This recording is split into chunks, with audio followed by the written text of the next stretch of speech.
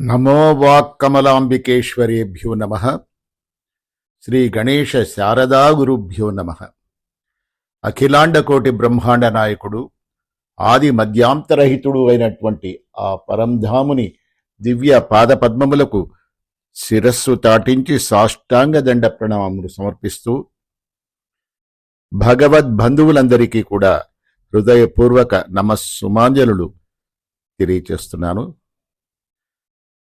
మీ అందరికీ, భగవద్ బంధువులందరికీ కూడా షణ్ముఖ శ్రీరాఘవ ఛానల్కి స్వాగతం, సుస్వాగతం. నేను సూరిబాబు కందాళ. విష్ణు సహస్రనామ గాథావళి అన్న శీర్షికన ఈరోజు 25వ నామాన్ని మనం చెప్పుకోబోతున్నాం. ఆ నామం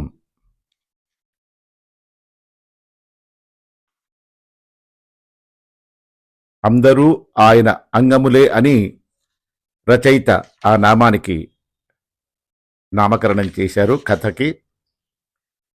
ఈ 25వ నామము భగవంతుని దివ్య విశేషాలని తెలియచేసే ఓం సర్వాయ నమః అన్న నామం. ఈ కథా రచయిత శ్రీ విఎస్ కరుణాకరన్ గారు.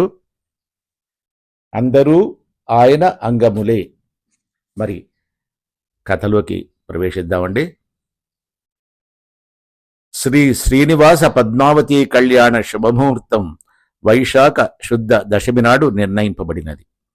పద్మావతీదేవి పెంపుడు తండ్రి ఆకాశరాజును అనుగ్రహించుటకై శ్రీనివాసదేవుడు ఆకాశరాజు రాజధానికి పయనమై వెళ్ళారు. పెండ్లి కొడుకు శ్రీనివాసదేవునితో పాటు దేవతలు, ఋషులు తరలి వెళ్లడానికి ఆయుత్తమయ్యారు. పెండ్లి తతంగమంతా భూలోక మర్యాదలతో మొదలైంది. పెండ్లి కొడుకు పెండ్లికి బంధుమిత్ర పరివార సమేతంగా వెళ్లాలని నిశ్చయించుకున్నాడు. 33 కోట్ల దేవతలు వివాహ మహోత్సవానికి ఆహ్వానింపబడినారు. అందరూ ముందు పెండ్లి కొడుకు ఉండే చోటు 7 కొండల మీది పెండ్లి పందిరికి తరలి రావాలని ఆహ్వానించబడ్డారు. ఆహుతులకు అందరికీ స్వాగతం చెప్పడానికి పార్వతీ పరమేశ్వరులు నియమింపబడ్డారు. బుధవారం నాటి సాయంత్రం మగ పెండ్లి వారి బృందమంతా పెండ్లికి బయలుదేరాలని నిశ్చయింపబడింది. ఆహుతులందరూ 7 కొండల పైన ఆ సాయంత్రానికి గుమికూడారు. బ్రహ్మదేవుడు ముఖ్య పురోహితుడిగా ఏర్పడ్డాడు. బ్రహ్మదేవుడు అన్నాడు, బాలాజీ మహాశయ, పెండ్లికి తరలి వెళ్లే ముందు నీవు తలంటుకొని అభ్యంగన స్నానం చేయాలి. మరి నాకు ఇప్పుడు నలుగు పెట్టేదెవరు? ఎవరు నా తల మీద నూనె పెట్టి అభిషేకం చేస్తారు? నా సవతి తల్లి వకుళమ్మగారు విగత భర్తృక. నూనె తలంటుకు సుమంగళి కావాలి కదా అన్నాడు శ్రీ శ్రీనివాసుడు. మాట చివర అందుకొని సరస్వతీదేవి అడిగింది, అవును, ఇందులో ఏముంది? లక్ష్మీదేవిని కొల్హాపురం నుండి రమ్మని కబురు పెట్టకూడదా? సంప్రదాయ సిద్ధంగా సంక్రమించిన ఐతిహాసిక గాథ ఇక్కడ మనం స్మరించుకోవాలి.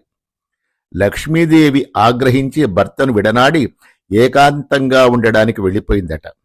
ఒకసారి భృగు మహర్షి త్రిమూర్తులలో ఎవరు సాత్వికమూర్తియో తెలుసుకోవాలని బయలుదేరి వైకుంఠానికి వచ్చి శ్రీమన్ మహావిష్ణువు యొక్క వక్షస్థలంపై ఎగిరి తన్నాడట. అయితే విష్ణుమూర్తి ఏమాత్రం కోపం తెచ్చుకోలేదు సరికదా. ఆ మహర్షి సుకుమార పాదాలు తన కఠిన వక్షస్థలము తాకి ఎంతగా కుంగిపోయాయో అని ఆవేదన చెందినాడు. భృగు మహర్షి ఎంతో సంతోషించి విష్ణుదేవుని సాత్వికమూర్తిగా ఉగ్గడించాడు. కానీ విష్ణు వక్షస్థలవాసి అయిన లక్ష్మీదేవికి మాత్రం భరింపరాని ఆగ్రహం వచ్చింది. అందుచే ఆమె భర్తను విడనాడి వెళ్ళిపోయింది. అయితే లక్ష్మీదేవి అప్పుడు ఆ విధంగా విడిచిపెట్టడంలో ఒక ఆంతర్యం ఇమిడి ఉంది. వేదవతి అనే కన్యక తన్ను బలాత్కరించి చేపట్టాలని చూసిన రావణాసురుని బారి నుండి తప్పించుకోవడానికి చితి పేర్చుకుని అగ్నిలో దగ్ధమైపోయింది.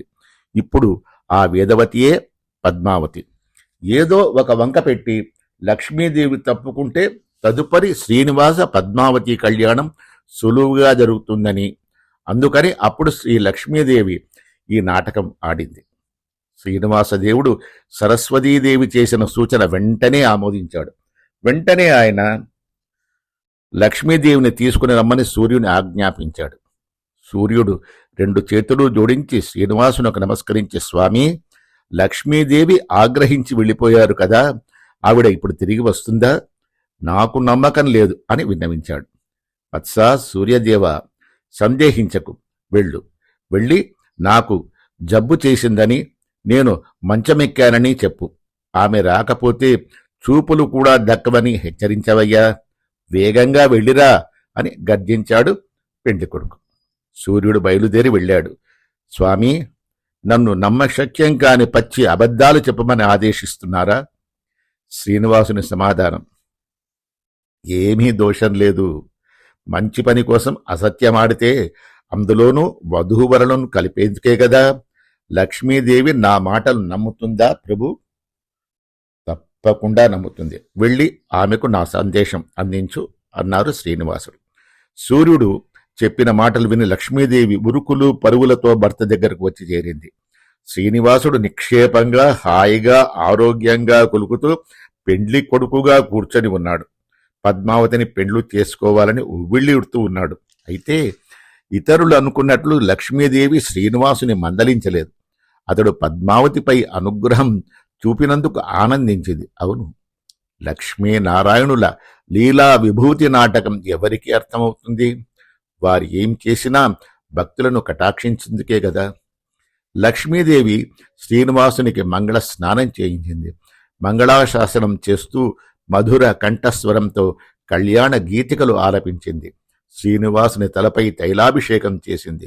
గోవిందా, నీకు ఆయురారోగ్యములు చేకూరుగాక, ఐశ్వర్య సంపదలు అమరుగాక, సుపుత్ర ప్రాప్తిరస్తు, శుభమస్తు, ఈ 7 లోకాలు ఏ ఏలుబడిలో సుఖించుగాక, నీ యొక్క ఏలుబడిలో సుఖించుగాక అని ఆమె మంగళాశాసనం చేసింది. దీర్ఘాయుర్భవ గోవిందా, బహుపుత్రో ధనాధిప, చతుర్దశానాం లోకానాం ఏకఛత్రాధిపో భవ. శ్రీనివాసుడు మంగళ స్నానానంతరం సరికొత్త వస్త్రాలు ధరించి కొత్త పెళ్లి కొడుకు వేషం వేసుకున్నాడు. ఇక పెండ్లి కోసం వచ్చిన అతిథులు అందరకు విందు భోజనం ఏర్పాటు కావాలని బ్రహ్మదేవుడు అన్నాడు. అయితే 33 కోట్ల పైబడి ఆహుతులు వచ్చారు. ఇంతమందికి విందు భోజనమా? అంతేకాక 7 కోట్ల మంది ఋషులు కూడా వచ్చారు. వారే కాక అసురరాజు మహాబలి చక్రవర్తి 66 కోట్ల అనుచరులతో వచ్చాడు కదా. విభీషణుడు లంకాధినేత సపరివారంగా వస్తున్నట్లు వర్తమానం అందింది. ఇంతమందికి విందు భోజనాలు ఏర్పాటు చేయడానికి ఎంత ధనం కావాలి, ఎక్కడి నుండి వస్తుంది అని ప్రత్యుత్తరం చెప్పాడు శ్రీనివాసుడు. లక్ష్మీదేవి నవ్వుతూ అంది, సరే శ్రీనివాసదేవా, మీరు నూతన వస్త్రాలు ధరించి అందంగా నిలిస్తే సరిపోతుందా? ఆహుతులైన మా అందరికీ కూడా కొత్త వలువలు కావాలి కదా అని ఏర్పాటు చేయడం మీ విధి, ఆ మాత్రం తెలియదా అని నిలదీసింది. అమ్మో, ఇంత ఖర్చే? అంత డబ్బు నా దగ్గర లేదే. అంతేగాక మా అన్నగారు వరాహస్వామి వారు దయతో అనుగ్రహించిన ఒక మారుమూల గదిలో నేను బాడుక్కి ఉంటున్నాను. ఆ విషయం మీకు తెలియదా? పార్వతీదేవి ఒక సలహా చెప్పింది. డబ్బు లేకపోతే ఏం, అప్పు తీసుకోవచ్చు కదా. నాకు అప్పిచ్చేదెవరు అని మూతి ముడిచాడు శ్రీనివాసుడు. భృగు మహర్షి అన్నాడు, కుబేరుడు ఉన్నాడు గదా, ఆ మాత్రం అప్పు ఇవ్వడా? ఇది కలియుగం, అప్పు పుచ్చుకున్నవాడు తీరుస్తానవని నమ్మకం ఏంటి అన్నాడు. చిట్ట చివరకు కుబేరుడు శ్రీనివాసునకు పెండ్లి ఖర్చులకు సరిపడే డబ్బు అప్పు ఇవ్వడానికి అంగీకరించాడు. శ్రీనివాసుని చేతికి డబ్బు చిక్కింది. విందు భోజనానికి ముందు అందరకు నూతన వస్త్ర బహుమతులు లభించాయి. శుక మహర్షి నారద మునీంద్రుని చెవిలో ఏదో ఊదాడు. ఈ నాటకమంతా దేనికి? ద్రౌపది అడిగినప్పుడు ఆయన ఆమెకి ఎన్ని వలువలు ప్రసాదించలేదు? అవి అన్నీ ఎక్కడి నుంచి వచ్చాయో ఆయనకు తెలియాలి. ఆయన తెలుసుకుంటే డబ్బు లేకుండా వలువలు రావా? ఇక విందు భోజనాల ఏర్పాటు మిగిలింది. బ్రహ్మదేవుడు అన్నాడు, అక్కడ చేరిన వారిలో శ్రోత్రియులు ఎందరో ఉన్నారు, 7 ఋషులు ఉన్నారు. వారికి మడిగా వంటలు వండించాలి. అగ్నిహోత్రుడే వంట చేయడం మంచిది. అగ్ని సమాధానం చెప్పాడు, సరే నేను వంట చేయడానికి తగిన పాత్ర సామాగ్రి సమకూర్చండి మరి.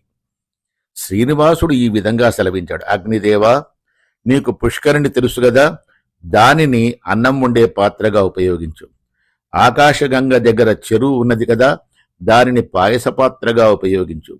దేవతీర్థంలో కూరలు ఉడికించు. రసం చేయడానికి పాండు తీర్థం పనికొస్తుంది కదా, లడ్డూలు తయారు చేయడానికి కుమారధారిక ఉపయోగపడుతుంది. ఈ విధంగా ఆయా తటాకాలు వంట పాత్రలయ్యాయి. అగ్నిదేవుడు వంటవాడయ్యాడు. విందు భోజన పదార్థాలు అన్నీ సిద్ధమయ్యాయి. ఇక విందారగించి అందరూ బయలుదేరుదాం అన్నారు శ్రీనివాసదేవుడు. నారద మహర్షి, స్వామి, ముందు మీ ఇలవేల్పుకు నైవేద్యం చేయాలి కదా అన్నాడు. అవును, మా ఇలవేల్పు శ్రీమద్ అహోబల నరసింహస్వామి వారు. ముందు విందు పదార్థాలన్నీ ఆయనకు నైవేద్యం చేయండి. దయచేసి తిరువారాధనకు ఉపక్రమించండి అన్నాడు శ్రీనివాసదేవుడు. బ్రహ్మదేవుడు ఆ విధంగా 7 కొండలపై వేంచేసి ఉన్న అహోబల నరసింహస్వామి వారికి నైవేద్యం సమర్పించారు. బ్రహ్మదేవుడు నివేదన ముగిసినట్లు ప్రకటించాడు. ఇంకేముంది, అవశిష్టాలన్నీ పూర్తి అయ్యాయి గదా అని శ్రీనివాసుడు ప్రశ్నించాడు. అగ్నిదేవుడు చెప్పాడు, విందు భోజన పదార్థాలన్నీ కూడా వండి ఉంచాను. ఋషులు తమకు భోజన పదార్థాలు వడ్డించేవాళ్ళెవరు? మడిగట్టుకుని శుచిగా ఉండాలి వడ్డించేవాళ్ళు అందరూ అని లోపల గొణుక్కుంటూ ఉన్నారు. వడ్డనకు సపరివారంగా తాను సంసిద్ధమయ్యాడు బలి మహాశయుడు. గరుడు అందుకొని 120 కోట్ల మందికి వడ్డన చేయడం, వాళ్లు తినడం, ఆ పైన మనం పెండ్లి స్థాళీపాకానికి తరలి వెళ్లడం ఒక పూటలో అయ్యే పనేనా అని తర్కించడం మొదలుపెట్టాడు. ముక్కు మీద వేలేసుకుని ఈ లోపుగా కళ్యాణ ముహూర్తం గడిచిపోవచ్చు అన్నాడు. శ్రీనివాసుడు మారు మాట చెప్పకుండా విస్తరి ముందు కూర్చొని భోజనానికి ఉపక్రమించాడు. ఋషులలో కలకలం బయలుదేరింది. ఇదేమిటి, ఆహుతులైన అతిథులకు ముందు అన్నం పెట్టకుండా అతిథేయుడు శ్రీనివాసుడు విందు ఆరగించడమా? ఇంతకంటే అమర్యాద అతిథుల ఎడ ఆ గౌరవం వేరే ఏముంటుంది అంటూ వారు దూర్వాసమహాముని మొహం వైపు చూచారు సాభిప్రాయంగా. దూర్వాసుడు ఊరుకుంటాడా? ఆ కోపిష్టి లేచి శ్రీనివాసుని శపిస్తాడని అందరూ అతని వైపే చూచారు. అయితే శ్రీనివాసుడు దూర్వాసుని వైపు తిరిగి, మహర్షి, ఏ పులిత్రేన్పులు తీరుస్తున్నారు అని పరామర్శించాడు. ఆ క్షణంలో ఒక్క దూర్వాసుడికే కాదు, అతిథులు అందరికీ పొట్టలు నిండిపోయి ఉన్నాయి. అందరూ షడ్రసోపేతమైన విందు భోజనం ఆరగించినట్టుగా సంతృప్తులై ఉన్నారు. అతిథులందరూ ఎవరి బొజ్జలు వారు తడుముకుంటూ ఆశ్చర్యచకితులైనారు. ఇదేమిటి, ఒక్క క్షణంలో అందరి ఆకలి తీరిపోయింది, కడుపులు నిండిపోయాయి. అయితే శుకమహర్షి, నారదుడు, దుర్వాసుడు మాత్రం ఆశ్చర్య చెందలేదు. వ్యాసమహర్షి చిరునవ్వుతో అందరినీ పరామర్శించారు. దుర్వాస మహర్షి, అది అనుభవమే, కొత్త కాదు. పూర్వం ఒకసారి దుర్వాసుడు పాండవులు అరణ్యంలో ఉన్నప్పుడు వెళ్లి పొందిన అనుభవం జ్ఞాపకం చేసుకున్నాడు. శ్రీనివాసుని పెండ్లి పిదప వైభవోపేతంగా కన్నుల పండగగా జరిగింది. వేదవ్యాస మహర్షి, శుకమహర్షి విందు భోజన వృత్తాంతంపై తన వ్యాఖ్యానం వివరించి చెప్పారు. శ్రీనివాసుడు నిరుపేద వలె నటించి తన పెండ్లికి అప్పు చేశాడు. తదుపరి అతిథులకు పెట్టకుండా తానే ముందు ఎందుకు ఆరగించాడు? తాను తింటే సమస్త లోకాలు ఆహారం స్వీకరించినట్లే గదా. ఈ సృష్టి సమస్తం శ్రీమన్నారాయణునికి అవయవాలు, అంగాలు మాత్రమే. మనిషి తాను భోజనం చేస్తాడు. అతని అంగాలు చెవి, ముక్కు, నోరు మున్నగినవి అన్నీ తిన్నట్లే కదా. ప్రతి అంగం ప్రత్యేకంగా భోజనం చేయక్కర్లేదు. శ్రీమన్నారాయణుడే ఈ సృష్టికి ఆత్మ. తదితర ఆత్మలన్నీ ఆయన శరీరంలోని అంగాలే. అందుచేతనే విష్ణు సహస్రనామావళిలో ఒక పర్యాయ పదంగా సర్వహ అనే శబ్దం వాడబడింది. మానవ శరీరానికి ఆత్మ ఎటువంటిదో, ఆ ఆత్మ తదితరమైన అంగాలను అన్నిటినీ స్వేచ్ఛతో ఆదేశింపగలదో, అట్లే విష్ణుమూర్తి ఈ సృష్టిని, సృష్టిలోని ఆత్మలను అన్నిటినీ ఆదేశించగలడు. అందరూ అతని శరీరంలోని అంగములే కదా. అందుచేతనే శ్రీనివాసునకు కళ్యాణం జరిగితే విశ్వ సృష్టి అంతటికీ కళ్యాణం జరిగినట్టే. ఉదాహరణకు ఒక చెట్టు ఉంది అనుకుందాం. ఆ చెట్టు కుదురులో నీళ్లు పోస్తే చాలు, వ్రేళ్లు. ఆ నీళ్లు తాగి అన్ని కొమ్మలకు, రెమ్మలకు, ఆకులకు, మొగ్గలకు ఆహారం సరఫరా చేస్తాయి. ప్రత్యేకంగా ఆకుకి ఆహారం వేయనక్కర్లేదు. మనం 10 మందిని పిలిచి పండగ పబ్బాలు జరుపుకుంటూ ఉంటాం. అందరినీ సంతృప్తిపరచాలనే ఆవేదన మనకు ఉండడం సహజం. అయితే ఎంతమందిని సంతృప్తిపరచగలం? కొంతమంది అసంతృప్తి చెందడం కూడా కద్దు. అయితే ఆ శ్రీమన్నారాయణుని పేరు సర్వః అనే శబ్దం జపించడం మంచిది. ఓం సర్వాయ నమః. శ్రీమన్నారాయణుడే సర్వ సృష్టికర్త. ఆయనే సర్వ సృష్టి పోషకుడు. అందరూ ఆయన శరీరంలోని అవయవములే. ప్రియ భగవద్బంధువులారా, శ్రీ రంగనాథ స్వామి వారే శ్రీమాన్ పరాశర భట్టరు వారుగా అవతరించారు. ఆయన విష్ణు సహస్ర నామావళిలో ప్రతి పేరుకు వ్యాఖ్యానం చేసి వివరించారు. అందులో 25వ పేరు సార్థకంగా ఉత్పత్తి చెప్పి వివరించారు. సంస్కృత భాషలో ఏమాత్రం పరిచయం ఉన్నవారికైనా ఈ విషయం సుబోధం కావచ్చు. నా పితృపాదులు గురుదేవుల కటాక్షంతో నేను ఈ గాథను ఎన్నుకోగలిగాను. చరాచర శరీరేషు వ్యాప్తిమాన్ సర్వైరితః అని నిరుక్తి. ఇచ్చల వివరణ పరాశర భట్టర్ గారి అభిప్రాయంలో ఒక వేషం మాత్రమే అనిపిస్తుంది. శ్రీ వెంకటేశ్వర పాదములకు ప్రపత్తిన సల్పిన ఆళ్వార్ల వారు ఉలగం ఉంద పెరువాయ అని సాయించారు. ఉలగం ఉంద పెరువాయ అని సాయించారు. దీని అర్థం ఇతర అర్థాలతో పాటు స్వామివారికి సమస్త సృష్టి కోసం ఆహారం స్వీకరించారు అని చెప్పవచ్చు. ప్రియ భగవద్బంధువులారా, మీరు అందరూ సంతృప్తి కలిగించాలంటే ఓం సర్వాయ నమః అందరికీ కూడా సంతృప్తి కలుగుతుంది. ఈ విధంగా జపించండి, మీ కోరిక ఈడేరగలదు. ఈ కథ సహృదయులు అందరినీ సంతృప్తి కలిగించగలదని నా నమ్మకం. ఎందుకంటే నేను సర్వాయ నమః అని జపించి ఈ కథని మీకు తెలియచేశాను. అబ్బా, అద్భుతం! కంటికెదురుగా శ్రీనివాసుని పద్మావతి కళ్యాణాన్ని మనకి ప్రత్యక్షంగా చూపించిన ఆ కవి శ్రీ విఎస్ కరుణాకరన్ గారికి కూడా వారి పాదాలకు శిరస్సు తాటించి సాష్టాంగ దండ ప్రణామం సమర్పిస్తున్నాను. ఇక్కడ ఒక చిన్న భక్తుని కథను కూడా మనం చెప్పుకుందామండి. చాలా చిన్న కథ ఇది. చిలుకూరు బాలాజీ స్వామి వారి గురించిన కథ. నేను చిలుకూరుకు తరచుగా వచ్చి స్వామిని వారిని దర్శించుకుంటాను. నా భార్యకు గర్భసంచిలో తీవ్రమైన అనారోగ్యం ఉండేది. చాలా ఇబ్బంది పడేది. మా కుటుంబంలో కూడా ఆవిడ అనారోగ్యం ఒక చింతగా మిగిలిపోయింది. వైద్యులు ఆపరేషన్ చేసి గర్భసంచిని తొలగిద్దామని సూచించారు. ఆపరేషన్ కొంచెం కఠినమైనదని, ఇంకా నా భార్యకి ఇతర ఇబ్బందులు కూడా ఉండడం వల్ల డాక్టర్లు కొంచెం ఆందోళన పడ్డారు. మేము స్వామివారిని ప్రార్థించాం. ఆపరేషన్ లేకుండానే గుణమైందని, మందులతోనే గుణమైందని డాక్టర్లు తెలుపడంతో అమితంగా ఆనందించాం. ఇదంతా కూడా ఆ చిలుకూరు బాలాజీ స్వామి వారి అనుగ్రహము, ఆశీర్వాదం. అలా అడుగడుగునా కూడా తమ భక్తులని అనుగ్రహించే ఆ శ్రీనివాసుడు మనందరినీ కూడా తన చల్లని కృపా కరుణా కటాక్ష వీక్షణాలతో అనుగ్రహించాలని మనస్ఫూర్తిగా కోరుకుంటూ, జై శ్రీమన్నారాయణ, జై శ్రీమన్నారాయణ, జై శ్రీమన్నారాయణ, జై జై జై.